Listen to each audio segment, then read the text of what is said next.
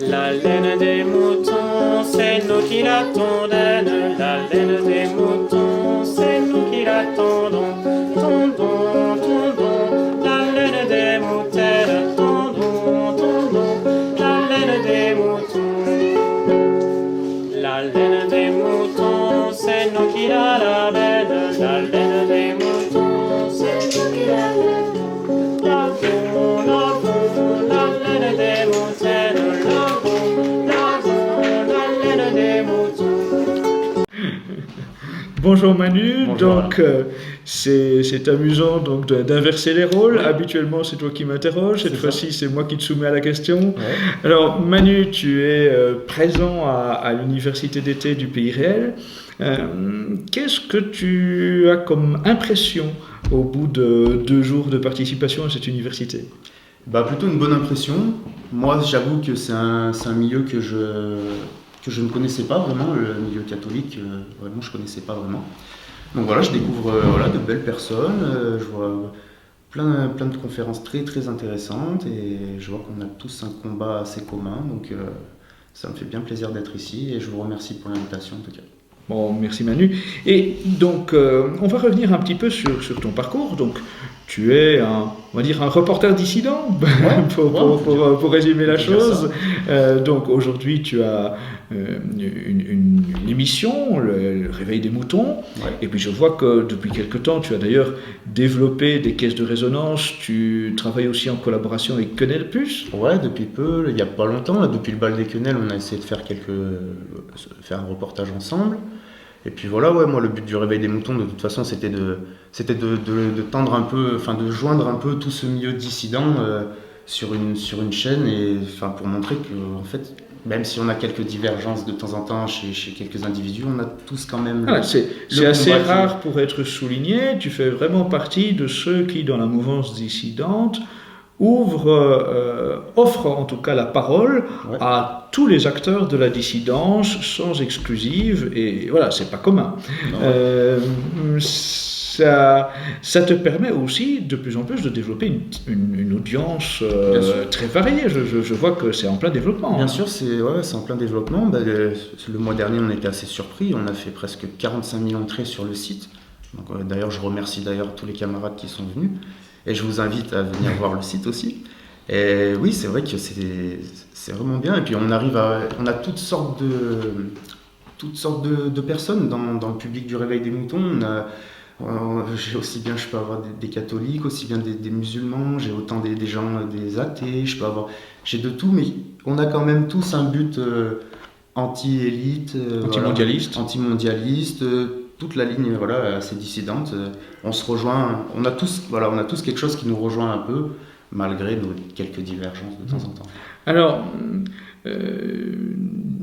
dans ce développement de médias dissidents, de médias alternatifs, j'imagine que ce n'est pas un long fleuve tranquille et que de temps en temps tu rencontres une petite adversité. Ah oui, Tu peux en parler? Ouais, exactement. Bah, alors moi, quand j'ai monté ça, on va dire que je suis resté tranquille sans avoir d'histoire à peu près, allez, 1 mois et demi, 2 mois. Après, Ah, pas plus, ça a pas été plus, vraiment pas bref. plus, ça a oui. été vite fait. Donc moi, j'ai attaqué par interviewer Stéphane Blé, que je salue d'ailleurs, mon camarade. Et puis voilà, donc après, donc du coup, après avoir interviewé Stéphane Blé, forcément, on a les associations là qui se sont penchées un peu sur cette nouvelle chaîne. Pourquoi ce jeune il va voir des gens comme ça. Et donc voilà, après ça a commencé par Balance ton antisémite. D'ailleurs, je leur passe le coucou parce qu'ils ont été dissous d'ailleurs. Ils sont arrêtés. Donc voilà. Et il y a eu eux. Il y a aussi la Ligue de défense juive qui me poursuit souvent. Mais je dirais qu'ils me maintiennent en forme finalement. C'est eux qui me poussent. Non mais finalement, c'est mes plus beaux, c'est mes meilleurs finalement suiveurs ces gens-là. Ce sont tes promoteurs. Et bien sûr, ils me font à la fois de la pub, ils me font à la fois. C'est ceux qui participent le plus. Alors, Il y a de plus en plus une éclosion de médias alternatifs. On assiste quand même à la naissance de beaucoup de médias de la dissidence. Qu'est-ce que tu en penses de cette éclosion? Est-ce que ça te semble être une bonne chose? Et comment vois-tu ce développement? Moi, je pense que c'est bien qu'il y ait beaucoup de médias alternatifs qui C'est sont sur complémentaire. Internet. C'est complémentaire et surtout, ça montre au système que nous aussi, on est capable de faire. Peu importe les médias, parce qu'il y a plusieurs médias qui se montent en ligne, on ne pense pas tous non plus pareil, mais ces gens-là vont aussi chercher d'autres personnes et moi je pense que c'est très bien. Moi j'encourage en tout cas toutes les initiatives de sortir un peu de ce système, monter son petit média, voilà, ou comme Kaléana, faire ses pyrogravures. Il faut sortir de ce. Donc c'est très bien. Alors, tu as appris sur le tas. Comment ça t'est venu? Comment as-tu mis tout ça en place? Alors moi, j'avoue, j'ai complètement appris sur le tas. Moi, à la base, je suis dans la cuisine. Et ouais, non, parce que c'est un sujet qui me tenait vraiment à cœur et je trouvais qu'il y avait plus de jeunes, pas de médias qui faisaient ça, aller voir un peu tout le monde. Et moi, ça me tenait à cœur depuis l'affaire Dieudonné, depuis. Voilà, j'avais envie de. Dès que j'ai compris un peu ce problème, mais en fait, je me sentais presque coupable de ne pas en parler, en fait. D'accord. Moi, j'ai toujours dit, une fois que tu es au courant de ça, tu peux pas la garder pour toi, tu es obligé d'en parler. Donc, j'ai lancé ce média pour réveiller les moutons. Oui, le nom est excellent. En plus, si ma mémoire est bonne, le logo est réalisé par un ami par un qui camarade, est le graphiste de la revue Civitas C'est et ça. du matériel de propagande de C'est ça. Civitas. Et on Donc peut le saluer la d'ailleurs synergie au passage, est au rendez-vous et voilà. on salue notre camarade. Ouais, c'est ça. Donc, quelques conseils de ta part peut-être pour les jeunes qui, comme toi, seraient tentés de se lancer dans l'activité militante et le journalisme alternatif. Des conseils, j'aurais un peu du mal à donner de conseils parce que je me sens pas vraiment, enfin je sais pas comment dire. Comme conseil, moi déjà je leur dirais de foncer, de le faire si vraiment vous avez envie. Moi c'était vraiment une envie et j'avais besoin d'aller discuter avec ces gens-là. Il faut le faire parce que je sais pas trop comment expliquer ça par contre. Mais si vous sentez que vous avez besoin de lancer ça, poser des questions, d'aller voir les dissidents ou autres, faites-le. Alors, au-delà des conseils, je dirais, d'encouragement, peut-être des conseils techniques quand même. Qu'est-ce qu'il faut, selon toi, comme outil pour être efficace dans le lancement d'un média dissident avec peu de moyens, quand on est jeune et qu'on n'a pas beaucoup d'argent, mais qu'on a envie de faire quelque chose d'utile?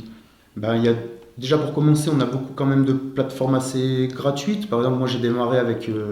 moi je suis quand même allé sur place à Istanbul, donc ça m'a coûté un petit peu. Mais avec là ce qu'on fait avec Stéphane Blé, les chroniques, on tourne ça par Skype. Par exemple, Skype, ça va bien pour faire des entretiens vidéo. Donc ça c'est gratuit. Il y a des plateformes comme YouTube, suivant ce que vous faites comme contenu. Mais sinon, il y a Rumble, toutes ces plateformes sont gratuites. Et puis après, moi je dirais de vous montrer sur les réseaux tout le temps. Et voilà, c'est ça, ne pas lâcher, et toujours se montrer et surtout assumer, moi je pense, ce qu'on dit, assumer ce qu'on fait et ce qu'on ressent. Tu peux rappeler à nos spectateurs tous les réseaux sur lesquels tu te trouves, tous les lieux où ils peuvent suivre tes activités? Alors moi vous pouvez me retrouver déjà sur Twitter, ManuelRDM, sur mon site internet leréveildesmoutons.fr. Là c'est vraiment sur le site où vous trouverez tous les articles, tous les entretiens, il y a donc vraiment tout. Mais sinon il y a le canal Telegram aussi, Manuel Réveil des Moutons. Sur Facebook, Manuel RDM, sur VK, on essaye d'être vraiment très présent. Et puis dès qu'on se fait virer, on revient parce que il faut leur montrer qu'on est toujours là et qu'on lâche rien. Un dernier message peut-être sur la censure. Qu'est-ce que tu penses de tout ça La censure, moi je pense que, alors c'est sûr que ça nous fait beaucoup de tort.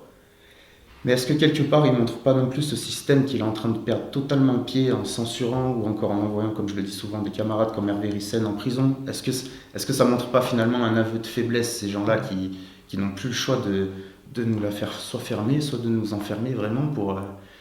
Donc je pense que la censure, bien sûr, elle nous fait beaucoup de tort, mais elle montre aussi l'ambiance actuelle et on voit qu'ils sont aussi un peu en train de perdre pied en face. Donc